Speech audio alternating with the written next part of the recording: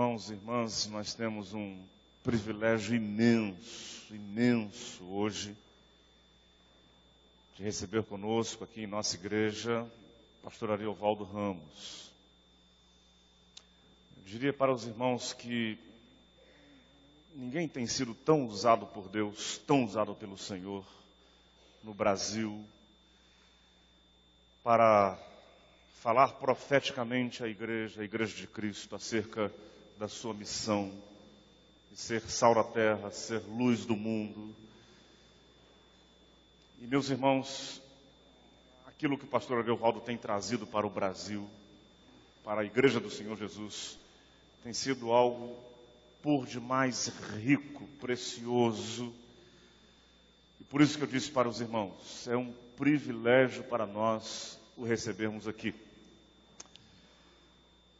Quero dizer para você, esteja com a sua mente bem atenta, com o seu coração bem receptivo, porque eu não tenho dúvidas, o Espírito de Deus vai falar ao seu coração de modo especial nessa noite. Amém, irmãos? Ari, eu quero que você esteja muito à vontade, porque a gente sabe de que o Senhor tem usado você grandemente, e a gente sabe que algo de especial Deus tem para nos falar nessa noite através de você. Vamos orar mais uma vez? Senhor, usa o teu servo, ministra a tua palavra a nós nessa noite, através dele, em nome de Jesus. Amém, amém.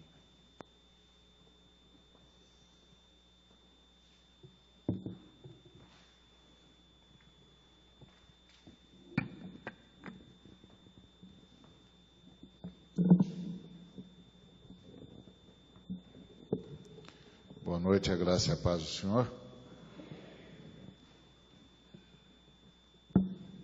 Privilégio imenso estar com os amados irmãos e irmãs, pastor Paulo, com essa igreja dinâmica, viva, é maravilhoso. E eu gostaria de falar um pouco sobre o desafio da missão urbana, que é um desafio bem presente na realidade dos amados irmãos. Lembrando sempre que fazer missão, e principalmente missão urbana, é em primeiro lugar mostrar Deus para a sociedade, para então chamar a sociedade para Deus.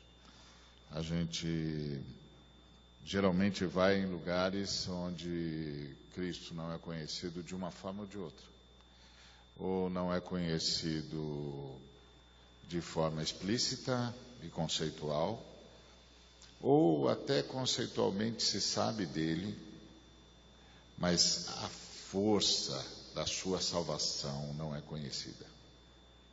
Então, na prática, estamos sempre em lugares onde Cristo não é conhecido. E por isso, fazer missão é mostrar Jesus, mostrar Deus, a Trindade para a sociedade, para então chamar a sociedade para Deus. Em Lucas 9, de 10 a 17, a gente vê Cristo descrito em missão. E ele está exatamente fazendo isso, ele está mostrando Deus aos homens. Se os irmãos me acompanharem, o texto diz: ao regressarem, os apóstolos relataram a Jesus tudo o que tinham feito. E, levando-os consigo, retirou-se à parte para uma cidade chamada Betsaida.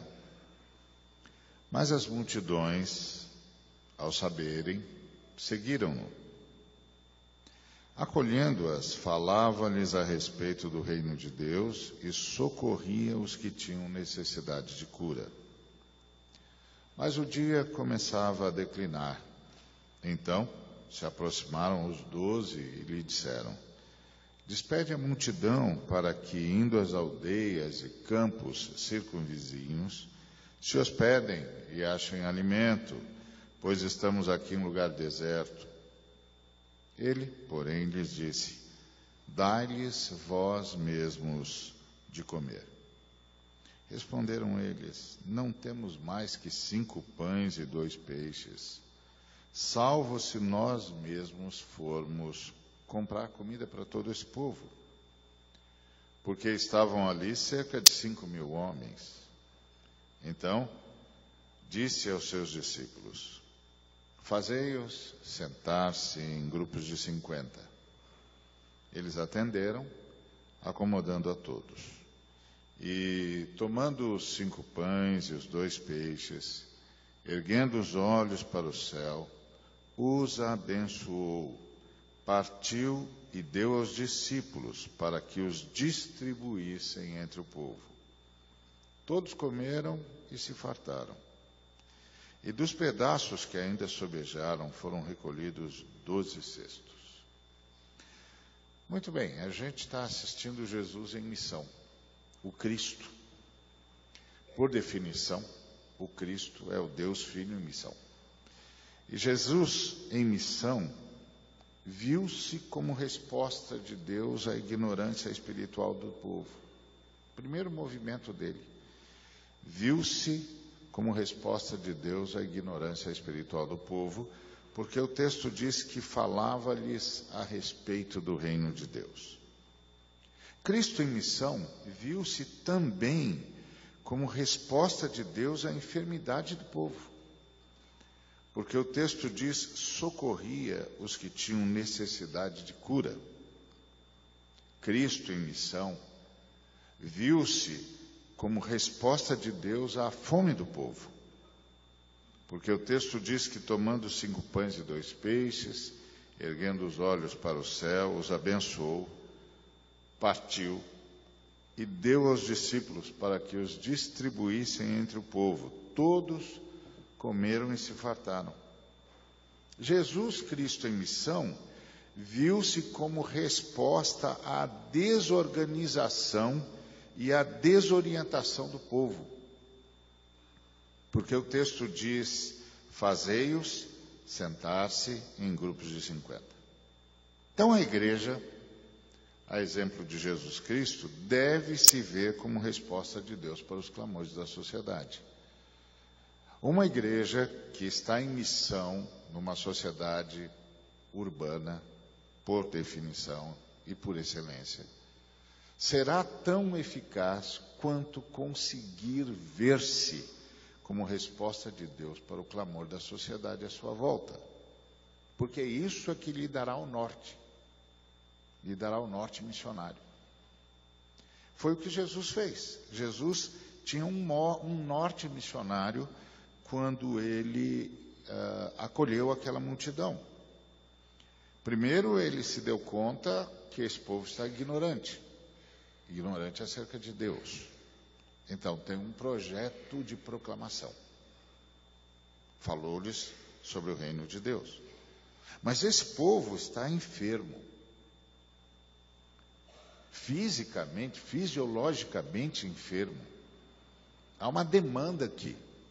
E aí Jesus viu-se como resposta de Deus a esse desamparo. Ele também viu-se como resposta de Deus à fome do povo. Esse povo está carente. Carente não só do alimento espiritual, mas também do alimento físico. E aí Jesus tinha um norte para a sua ação. Como vamos fazer isso? O que vamos fazer? Depois ele viu-se como resposta à desorganização e desorientação do povo. O povo perdido, espalhado, multidão aglomerada.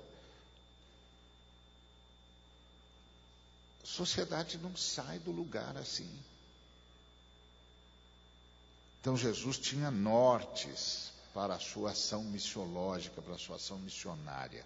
A igreja que vai ser eficaz na cidade é a igreja capaz de diagnosticar o que está à sua volta e, a partir do diagnóstico, estabelecer nortes.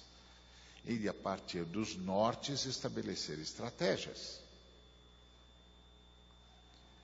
A igreja, portanto, deve se ver como resposta de Deus para os clamores da sociedade. A igreja não pode se ver como uma instituição necessitada, mas como um organismo a serviço. Às vezes a gente é tentado a ver-se como uma instituição necessitada. Então a gente conta as cadeiras vazias. Mas nós não somos uma instituição necessitada. Porque nosso papel é levar Cristo. Nós temos uma missão. Então, a gente tem de migrar de uma visão de uma instituição necessitada, que conta cadeiras vazias, para a visão de um organismo a serviço, um organismo vivo, pleno do Espírito Santo, a serviço da comunidade onde o Senhor nos tenha plantado. Então, Jesus, para atender aquelas demandas que ele havia diagnosticado e mostrar-lhes o verdadeiro caráter do Pai, porque você tem de se lembrar que Jesus está falando com filhos de Abraão, Jesus está falando com os judeus, com gente que sabe de onde ele está partindo, que teoricamente sabe de Abraão, teoricamente sabe de Moisés, teoricamente sabe de Deus, teoricamente sabe dos profetas, teoricamente sabe das grandes obras de Deus e sabe dos livros de Deus, que compõem a Bíblia de então. Agora, o caráter de Deus. O caráter de Deus. Quantos sabem do caráter de Deus? E talvez por isso estejam como ovelhas sem pastor. E talvez por isso os seus pretensos pastores, os fariseus, os escribas, tenham se perdido. Porque a igreja sempre se perde quando não é movida pelo profundo conhecimento do caráter de Deus. É interessante, há uma religião que também se diz monoteísta, e essa religião afirma que Deus não revelou-se, Deus revelou só a sua vontade. Mas as escrituras judaico-cristãs, a Bíblia Sagrada, deixa claro que Deus não é um sujeito ávido por obediência, mas é alguém ávido por comunhão. E porque é ávido por comunhão, não revelou apenas a sua vontade, mas antes revelou o seu caráter, quem ele é e como ele ama. Então, Jesus tem essa noção de onde deve partir a missão de Jesus. Ainda que ele tenha diagnosticado as situações à sua volta, ainda que ele tenha diagnosticado todos os problemas, ainda que ele tenha reconhecido a demanda do povo, e ainda que as demandas sejam legítimas, e ainda que ele se veja como resposta de Deus para aquelas demandas que ele entende legítimas, a grande pergunta é: de onde parte a sua missão, Jesus? Que queres demonstrar? E a resposta é o caráter do Pai. Quem é o Pai? Quem vê a mim, disse Jesus aos seus discípulos, vê o Pai. Eu vim para mostrar o Pai. Então o caráter do Pai, o amor do Pai, a bondade do Pai, o desejo salvífico do Pai, é o que nos dá a base para toda a obra missionária. Nós temos alguém para apresentar. E o Pai só pode ser visto por meio do Cristo. Quem vê a mim, vê o Pai. Ninguém vem ao Pai, senão por mim. Então, o que é que Jesus usou para demonstrar o caráter do Pai? Que ferramentas, que possibilidades haviam em Cristo que revelava de modo consistente o caráter de Deus, o caráter do Pai. Primeiro, compaixão. Compaixão. Cristo levou os seus discípulos para descansar. Tinha sido um dia exaustivo, Jesus e os discípulos tinham pregado até onde puderam, ministrado até onde puderam, inclusive não tiveram tempo para almoçar. E também nesse momento, Jesus recebeu muitos dos seus discípulos que tinham sido enviados em grupos de 2 para pregar as aldeias perdidas de Israel. E também nesse dia, Jesus recebeu os discípulos de João, avisando-o da morte de João, do assassinato de João. E não apenas avisando-o dessa perda, mas deixando claro que Herodes agora estava perguntando por Jesus. Ou seja, Jesus havia ganho mais um inimigo. Então, um dia muito exaustivo, e Jesus decidiu então descansar com seus discípulos. E aí encontrou a multidão esperando. E as acolheu. Ou seja, ele deixou a compaixão mudar a sua agenda. A sua compaixão venceu o seu cansaço. Porque o que é que dele tinha do Pai, que demonstraria de forma cabal o caráter do Pai? O que é que ele tinha do Pai? Em si, na sua maneira de movimentar-se, de dirigir-se ao próximo, de comportar-se, o que é que ele tinha do Pai? O que é que ele manifestava do Pai? Compaixão. Compaixão. E então essa compaixão impregnada em Jesus, a compaixão do Pai eterno, venceu o cansaço, mudou a agenda. A igreja que vai ser eficaz é a igreja movida por compaixão. Por isso, a gente tem o norte, a gente tem a estratégia, mas tudo isso tem de ser movido pela compaixão, porque senão é um trabalho técnico. Senão é prestação de serviço. Me lembro que eu estava na Romênia em 2006, no Concílio Mundial da Visão Mundial. E aí o nosso presidente internacional levou para falar-nos um homem que era um alto comissário da ONU para a questão de saúde na África. E esse homem então começou a falar sobre a situação da África, e a fala dele era muito, muito dura, muito difícil de ouvir, angustiante. E aí ele começou a falar sobre o trabalho dele, e ele disse num determinado momento que ele tinha sido ateu, mas que ele estava revendo o ateísmo dele. E aí ele disse que estava revendo o ateísmo dele por causa dos nossos colegas da Visão Mundial.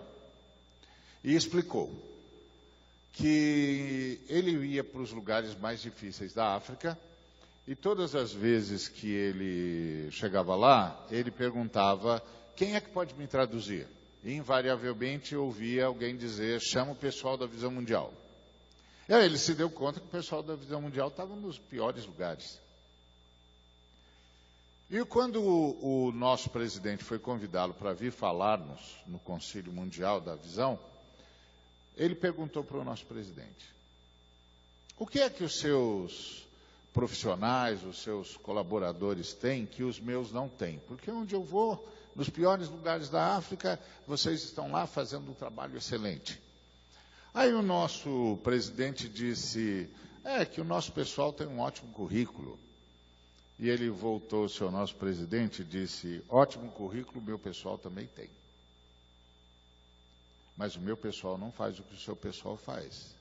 O que é que vocês têm que nós não temos? Aí o nosso presidente lhe disse: nós somos seguidores de Jesus Cristo. E o nosso lema é: como seguidores de Jesus Cristo e súditos do reino de Deus, nós lutamos por um mundo que não tolere a pobreza. Nós clamamos e lutamos por um mundo onde haja vida em abundância para as crianças. E oramos para que no coração de todo ser humano haja uma disposição para isso. Aí ele disse, isso explica. Isso explica. Porque o meu pessoal está lá, está prestando um bom serviço, mas não chega nem perto do que vocês fazem. Nem perto da dedicação de vocês. E eu tinha de achar uma resposta. Por que essa gente é tão dedicada? Agora eu entendi. Então Deus existe mesmo. Então Deus existe mesmo. Porque eu já vi vocês trabalhando. E eu não consegui entender como é que vocês trabalhavam com aquela dedicação. Agora eu sei. Vocês são uma prova viva de que Deus existe.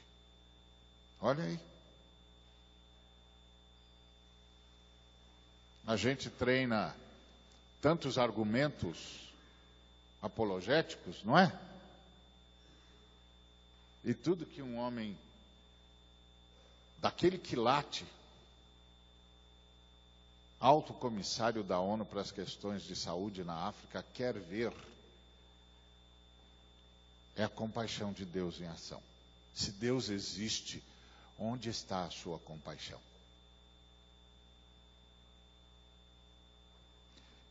Era isso que Jesus tinha, compaixão. Jesus encontrou a multidão esperando e acolheu-a. Assumiu-se como resposta de Deus para a angústia daquele povo. A igreja, de igual modo, para mostrar o amor do Pai, precisa acolher a humanidade.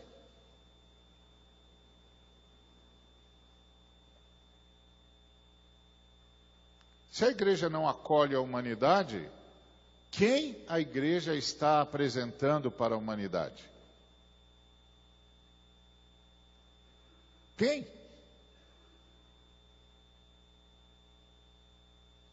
E a igreja acolhe a humanidade porque o sonho da igreja é que toda a humanidade seja a igreja.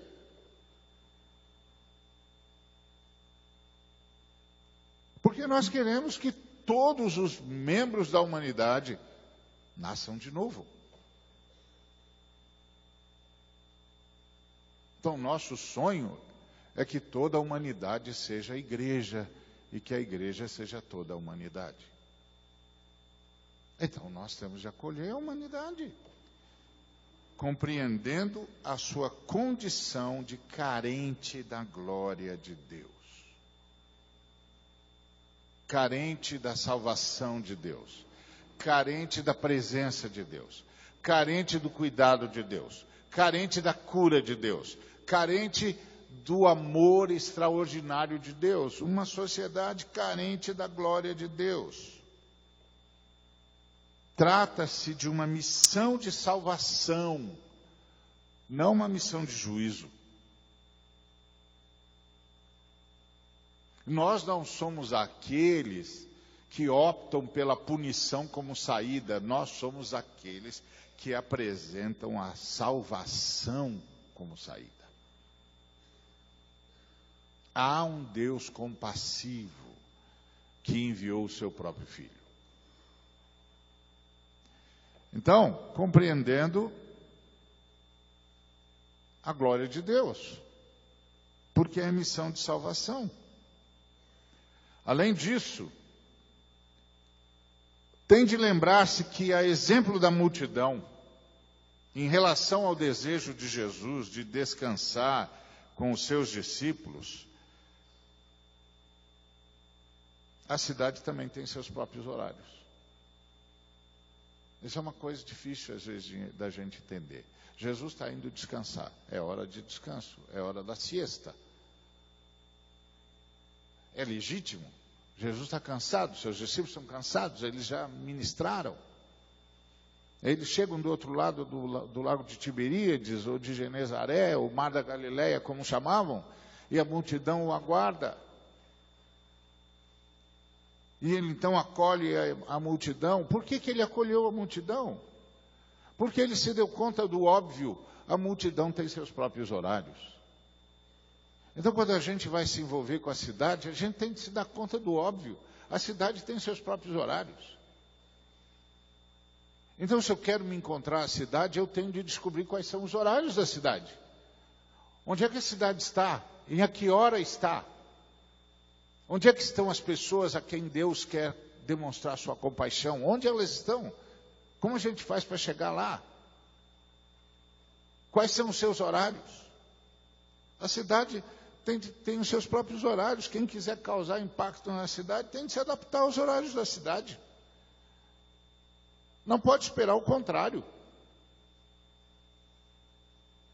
A cidade não vai se adaptar aos nossos horários litúrgicos. Então, nós é que temos de buscar os horários da cidade. O outro instrumento que Jesus tinha era a palavra de Deus. Primeiro, compaixão. Porque compaixão é Deus presente. Compaixão é a presença de Deus. O Verbo se fez carne e habitou entre nós. E então vimos a sua glória. Não dá para ver a glória de quem não está habitando. Não dá para ver a glória de quem não está presente. Não dá para ver o movimento de quem não está diante de nós. Então, primeiro ele se compadece, se manifesta, a presença de Deus aparece. E aí a palavra de Deus, porque ele falava-lhe a respeito do reino de Deus. Carente da glória de Deus, a humanidade tem sido desviada pelos mais diversos enganos. E você sabe, a humanidade faz apenas 3 grandes perguntas, só. Você pode ler qualquer livro em qualquer língua, você pode fazer qualquer curso em qualquer universidade, em qualquer lugar do mundo. A humanidade só faz 3 perguntas. Tudo que você estudar, tudo que você ler, se encaixará numa das 3 perguntas. A primeira pergunta é: quem somos? Que envolve questões como de onde viemos, por que estamos aqui, para onde vamos, qual é o sentido de todas as coisas? Qual é o sentido do universo? Qual é o sentido da vida? Quem somos? O que é isso? Então você pode pegar um montão de ciências que você classifica na pergunta quem somos, ou o que é tudo isso, ou qual é o sentido da vida, qual é o sentido de cada coisa, qual é o sentido de todas as coisas, qual é o sentido da coisa toda.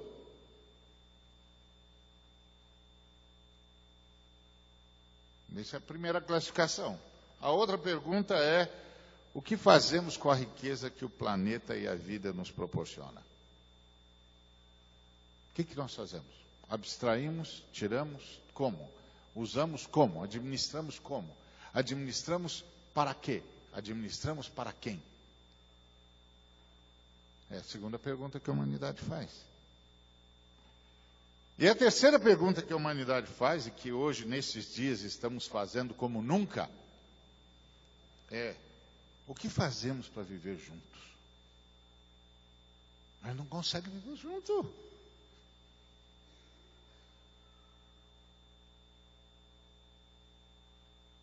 Como a gente faz para viver junto? Como que a gente faz para que uma criança, para ser abrigada por uma nação inóspita, não tenha de aparecer morta na praia? Porque uma criança conseguiu chegar na Turquia. E os turcos não tiveram outra coisa a fazer senão abrigá-la. O único problema, triste problema, é que o lugar de abrigo que lhe era possível oferecer, e era o único para onde ela poderia ir, era o cemitério. Por que que nós não conseguimos viver juntos? Essa é a terceira pergunta da humanidade. Só tem 3. Só tem 3. Não tem mais nada. Não é? Parece complexo, parece uma situação extraordinariamente complexa, tantas perguntas, tantas equações. 3 perguntas só. Qual é o sentido de tudo? O que a gente faz com tudo? E por que é que como é que a gente pode viver junto? Simples.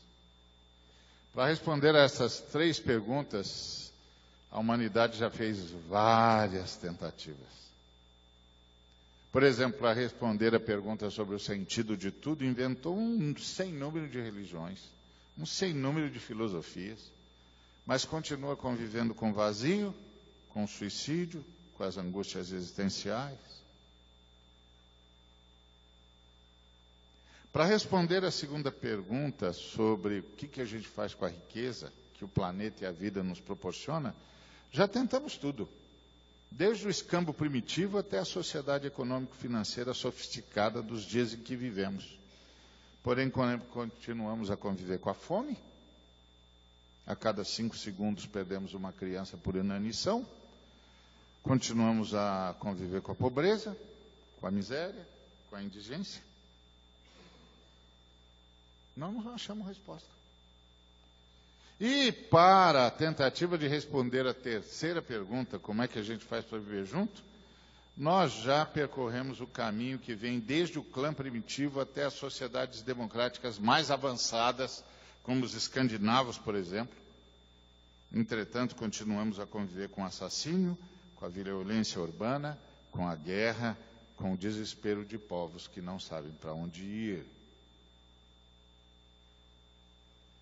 Que arriscam a vida na expectativa de cruzar um braço de mar.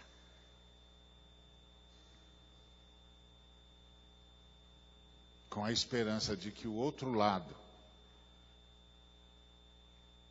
de que quem está do outro lado os reconheça apenas como seres humanos. Ao invés de ter sobre eles tantos rótulos, que até que eles consigam tirar todos os rótulos, não dá mais tempo para fazer mais nada. Já o reino de Deus, que nos foi revelado em toda a Escritura, e notadamente em Cristo Jesus, o governo de Deus, de fato responde a essas perguntas. A primeira pergunta, o reino de Deus responde: somos de Deus e para Ele devemos viver. E isso só é possível por meio de Jesus Cristo, pela ação do Espírito Santo.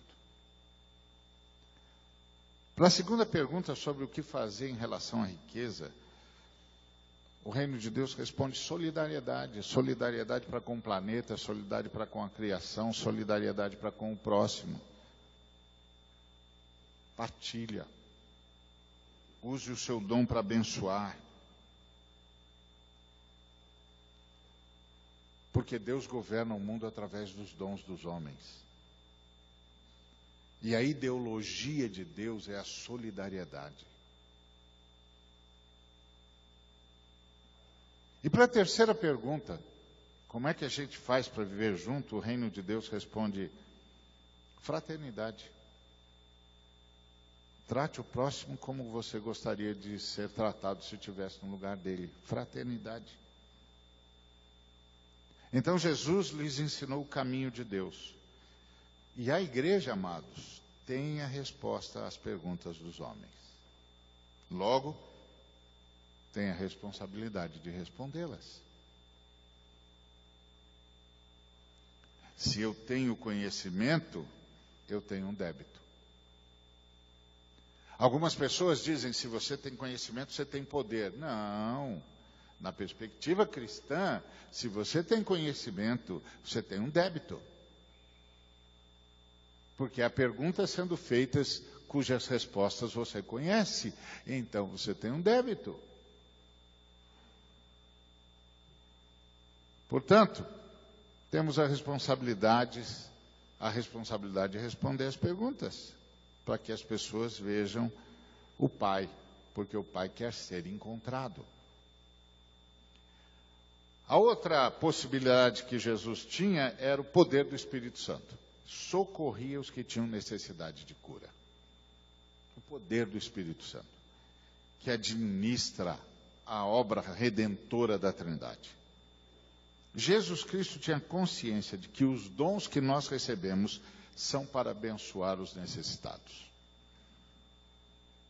A exemplo lá dos amigos do paralítico, em Marcos 2, a igreja tem de colocar todos os seus recursos, sejam espirituais ou materiais, não importa quais sejam, para que a cura de Deus seja levada a todos os seres humanos.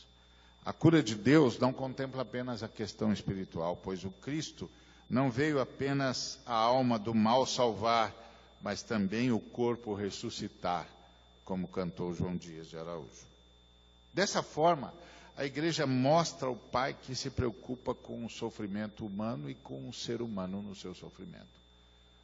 Porque o ser humano está em estado de sofrimento. O estado de sofrimento é inevitável, mas é administrável.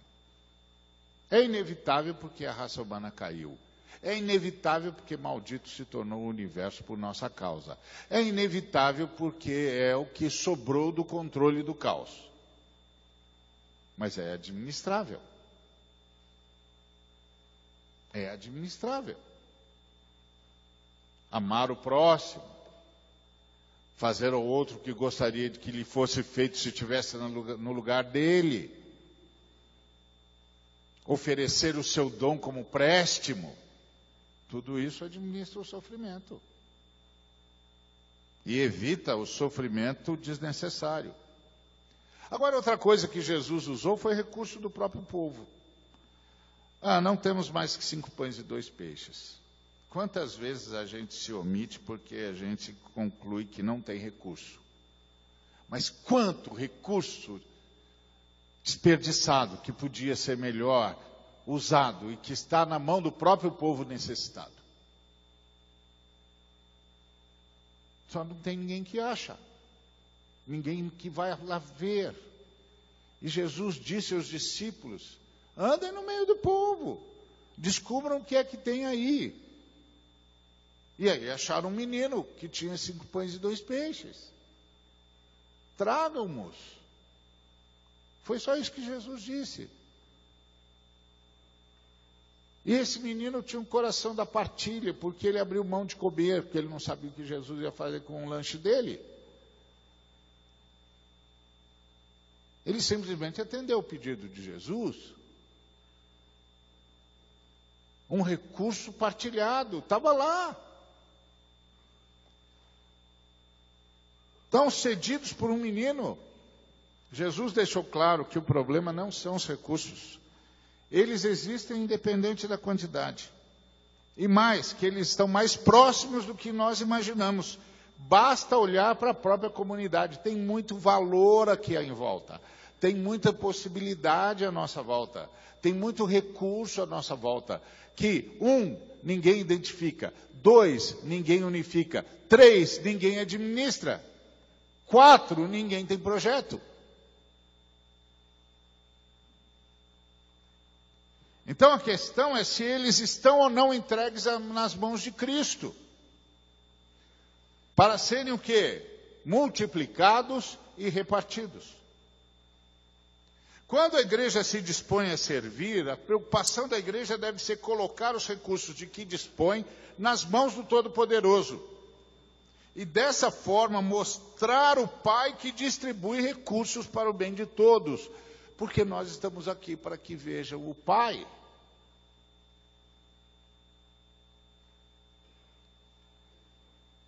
E aí Jesus vai mais longe. Fazei-os sentar-se em grupos de 50. Por que Jesus se preocupou com isso? Ao dar essa ordem, Jesus tratou de 2 questões. Primeiro, criou caminho para que o pão chegasse a todos. Tem que ter corredor, meu filho. Nós vamos multiplicar pão? Vamos levar para todo mundo? Tem 5.000 homens aqui, mais mulheres e crianças, bota aí 12.000 pessoas fácil. Como é que a gente faz? Estão todos amontoados, acotovelados, como é que a gente faz? Os primeiros comem, os demais ficam a ver navios ou a ver pães de longe. Não é? Então o que a gente faz? A gente organiza.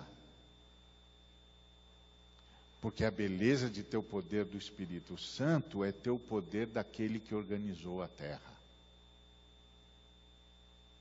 A terra era sem forma e vazia. Havia trevas no abismo. Mas o Espírito de Deus abraçou a terra. E Deus começou a pôr ordem na terra.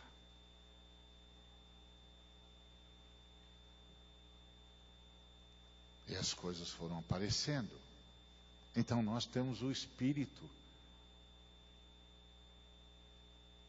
que ordenou a terra. Então, em primeiro lugar, ele criou o caminho para que o pão chegasse para todos. Sem que as pessoas fossem dispostas dessa maneira, como os discípulos conseguiriam alcançar a todos com o alimento? Eram, sei lá, umas 12.000 pessoas. Então essa foi a primeira questão. Em segundo lugar, Jesus promoveu uma nova forma de organização do povo. Quando ele chegou em Betsaida, encontrou uma multidão de gente se acotovelando. Ao propor essa organização, Jesus estava transformando esse amontoado de pessoas numa reunião de cerca de 240 comunidades, compostas de 50 pessoas. Uma pessoa no meio de 12.000 está perdida. Uma pessoa no meio de 50 está achada. No meio de 50 pessoas dá para conversar, dá para dizer quem eu sou, para saber quem você é. Dá para contar meu testemunho e ouvir o seu. No meio de 12.000, é uma opressão. E aí ele foi mais longe, ele as levou ao status de companheiros. Porque a palavra companheiro significa aqueles que compartilham do mesmo pão. E essa disposição tinha em si um ensino maravilhoso. Só em comunidade todas as pessoas podem ser alcançadas e alimentadas. Onde há competição, alguns comem. Os mais aptos, os mais velozes, os mais agraciados na loteria genética. Onde há cooperação, todos comem. A igreja não só deve viver em comunidade, como deve ensinar a humanidade a viver assim, porque é por isso que a humanidade não consegue viver junta. Porque não sabe o segredo da comunidade. Então a igreja tem de ensinar a humanidade a viver em comunidade. É na comunidade que cada sujeito constrói a sua identidade. A fé cristã não trabalha com o indivíduo, trabalha com a pessoa. Que necessariamente nasce na comunidade, da comunidade e para a comunidade. O indivíduo não, o indivíduo é um conceito moderno aí do século XIX, XX, que é um sujeito que começa e termina nele mesmo, não precisa de ninguém. A fé cristã não trabalha com isso, a fé cristã trabalha com pessoalidade. Pessoa nasce na comunidade, da comunidade e para a comunidade. Por isso que é a imagem e semelhança de Deus, porque Deus é uma comunidade, Pai, Filho e Espírito Santo, criou a sua imagem, criou outra comunidade. Deus é uma família, Pai, Filho e Espírito Santo, criou a sua imagem e semelhança, criou outra família. Deus é uma comunhão, Pai, Filho e Espírito Santo, criou a sua imagem, criou outra comunhão. Deus é uma unidade, Pai, Filho e Espírito Santo, criou a sua imagem e semelhança, criou outra unidade. Quando Deus terminou a sua obra no universo, haviam duas famílias, a família Deus e a família homem. E a Bíblia conta como a família homem se perdeu e uma das pessoas da família Deus veio nos buscar. A igreja é a retomada da família homem. Então, dessa maneira, faz-se conhecido o Deus que está em permanente conselho. O permanente conselho da sua vontade, o conselho da Trindade, o Deus Trino. Então a igreja só vai alcançar essa eficácia indo onde as pessoas estão, indo onde a história está acontecendo, envolvendo-se. Vocês estão dizendo isso de forma maravilhosa naquele cartaz.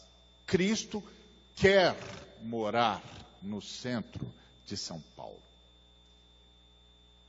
E Ele quer mesmo, não tem melhor lugar para Cristo morar do que aqui.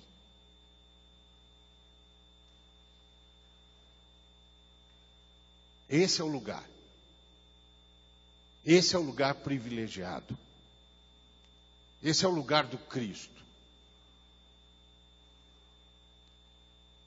Então, a igreja tem de ir lá, onde as pessoas estão, onde a história está acontecendo, e ela tem de se envolver. Como é que 12 homens conseguem fazer 12 mil se sentar? A menos que se misturem com o povo. E através do ensino e do exemplo, ministrem o senso comunitário. E peçam ajuda, e façam parcerias, e descubram gente que está buscando o bem comum. Agora, uma coisa a igreja não pode se esquecer jamais: a fé se estriba na gratidão. Jesus tomou os pães e, tendo dado graças, distribuiu entre eles. Se sou eu que estou lá no lugar de Jesus, eu ia fazer daquelas orações de arrancar a faísca do trono. Jesus, eu estou aqui com 5 pães e 2 peixes e com 12 mil pessoas na minha frente. Eu preciso de um milagre, o senhor tem de fazer isso. O senhor não pode deixar o seu servo nessa situação. O senhor tem de misericórdia desse povo e principalmente misericórdia desse servo. Porque como é que eu vou fazer? Olha aqui a situação, olha o que o senhor me colocou. O senhor me colocou num lugar difícil. O que eu faço aqui, meu Deus do céu? Eu ia fazer oração de arrancar a faísca do trono. Mas Jesus tinha fé.